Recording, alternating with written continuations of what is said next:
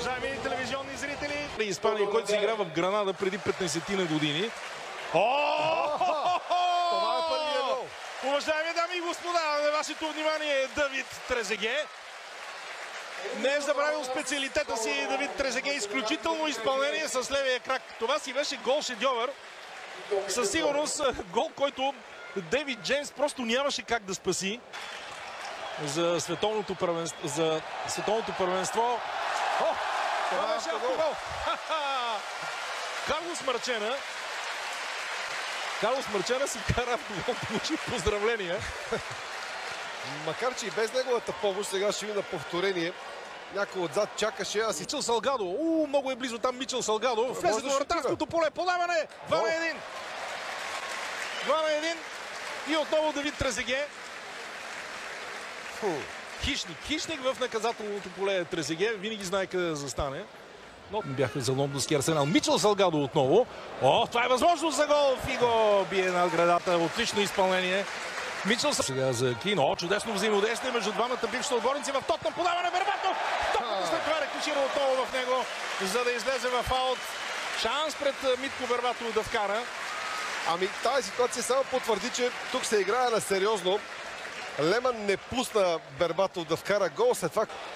Центриране с левия крак беше него специалитет отново Мартин. Той е в наказателното поле. Мартин Петров. Подаване Йенс Леман лови. Отлична намеса на Йенс Леман. Той, между другото, е един от напълно тези думи. Сега Митко Бербатов в наказателното поле. Марчена срещу него. Роби Кин. 2-2. Резултатът е изравнен. Чудесно взаимодействие между двамата. Очакваше се това. Между другото, 2 или 3 пъти опитаха хубаво да си подадат така, както в добрите стари времена. Митко Бербатов и Роби Кин. Този път всичко беше просто като по часовник. Вижте влизането на Митко Бербатов и прекрасния пас за Роби Кин. Старо корит на Бербатов. Сега няма засада и това може да е третия гол за белите. Шимал Саброза шут и гол. 3-2. С каква лекота само Саброза реализира този гол. Останаха, между другото, леки съмнения за засада. Няма да наблягаме на това, естествено. Но начинът, по който са приключили да играят футбол, мисля си, че темпото е доста добро. Какъв пас на Бербатов беше това!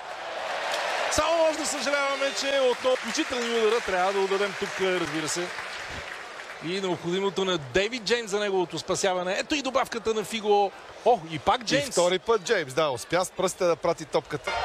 Нека да видим тази атака на Мартин Петров. Това ли е гола? Да! Роби Кин, 3-3. Като говорим за фирмени изпълнения, както споменах преди малко, то това си фирмено изпълнение на Роби Кин. Със сигурност десетки подобни голове е вкарал, благодарение умението си да се пласира. Виждаме, че ще има смяна в състава на All Stars. Играта ще напусне Селестин Бабаян. От тежката си дума Димитър Бербатов. Фил Невил! Колко коварно пусна тази топка Невил.